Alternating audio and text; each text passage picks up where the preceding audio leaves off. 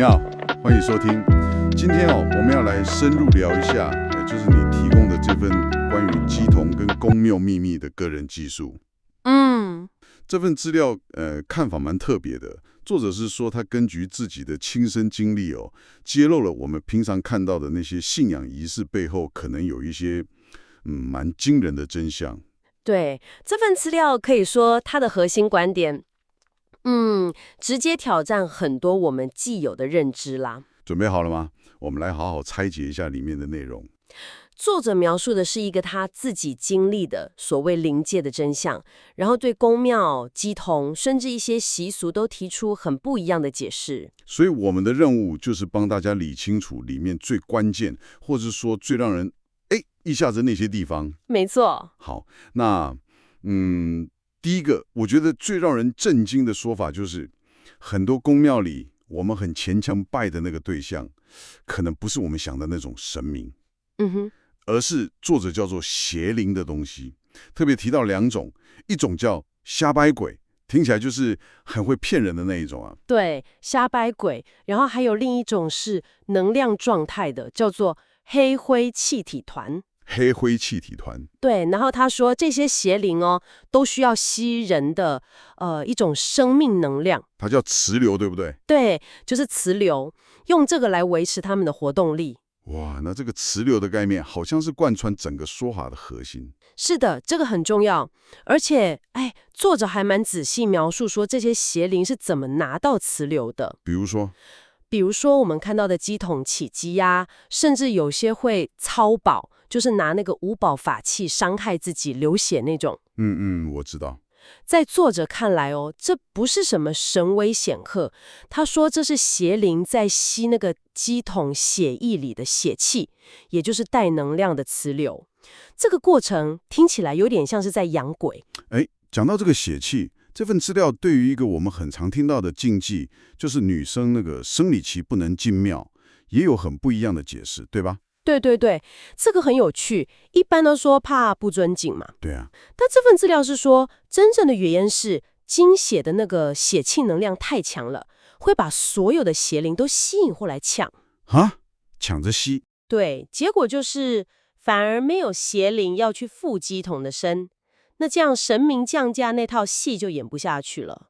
哇，这个观点，真的很颠覆，是不是？那如果照这个逻辑下去，资料里好像还提到，连庙里面常见的红色柱子啊，家里神桌的红灯，甚至叫人家穿红衣服改运。对，这些都被说是那些邪灵的策略。策略？什么策略？作者的解释是这是为了要掩饰，因为有一种叫瞎掰鬼的，吸了血气之后身体会发红光，用红色来掩盖那个红光。所以我们平常觉得很理所当然的这些红色元素，可能有完全不同的意义。对，这就带出一个核心问题嘛。我们习惯的这些文化符号，在另外一个系统里面解释完全不一样。而且，这份资料还说，这些邪灵为了要一直有磁流可以吸，甚至会主动去搞事情。没错，主动制造问题，可能用托梦啊、显灵啊，或是透过乩童去预言会有什么坏事发生。然后呢？然后在暗中让这些坏事真的发生，这样信徒就会觉得哇，神明但其实是邪灵，好灵哦，然后就更相信、更虔诚的回来求帮忙化解。这形成一个依赖的循环了吗？对，就是一个恶性循环。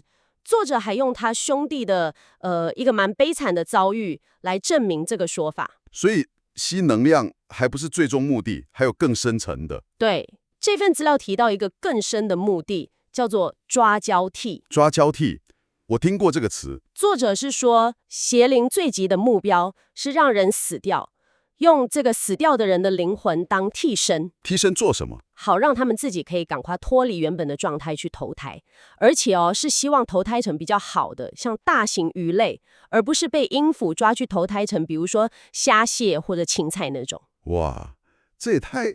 那这跟鬼月有关系吗？有。根据资料的说法，农历7月为什么好像比较平静？是因为这些邪灵怕被阴府派出来抓鬼的，叫做风云道者跟度畜生者抓走，所以7月他们都躲起来了。对，暂时躲起来。那那些看起来很长寿、很有地位的宗教领袖呢？资料里好像叫他们大教头。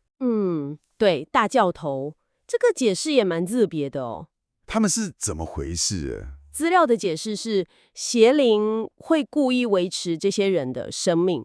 为什么？因为这些大教头可以吸引很多很多的信徒，这就等于是稳定的磁流来源嘛，像长期饭票一样。就算他们身体其实已经不好了。对，就算身体很差，可是会有不同的邪灵轮流去附身，去撑着，所以外表看起来可能还好好的。哇塞，听起来这整份资料导向一个非常绝对的结论呢。怎么说？就是说，好像任何形式的宫庙神坛，连家里自己拜的神像，都可能跟这些邪灵有关系。他的确是这样主张的。然后只要跟他们互动，不管你是好意还是不知道，都可能会让自己的磁流被吸走，人生变得不顺，甚至死后还会因为什么庇护逃领被处罚。没错，被判去投胎成动物之类的。而且作者还特别强调，他知道的这些是他自己灵魂出窍看到的。对，他强调，这跟他所谓的乩童被附身，或是一般人去观落阴看到的东西是完全不一样的层次。好的，哇，这次讨论的内容确实是提供了一个，虽然有点极端，但是细节很多的角度。它挑战了很多我们从小到大根深蒂固的信仰跟文化观念嘛。对，它等于是描绘了一个隐藏在我们世界底下的另外一个体系。是以吸人的能量作为运作核心。那么，这对我们来说到底意味着什么呢？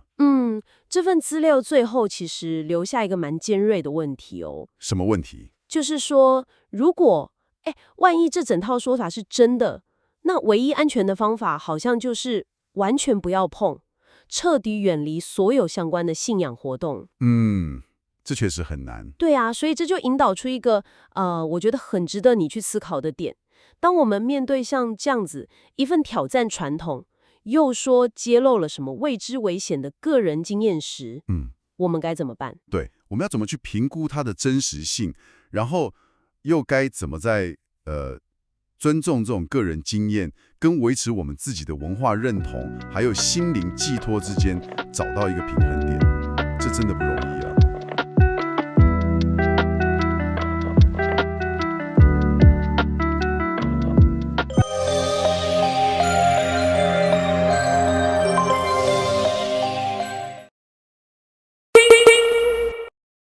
Happy Jenny。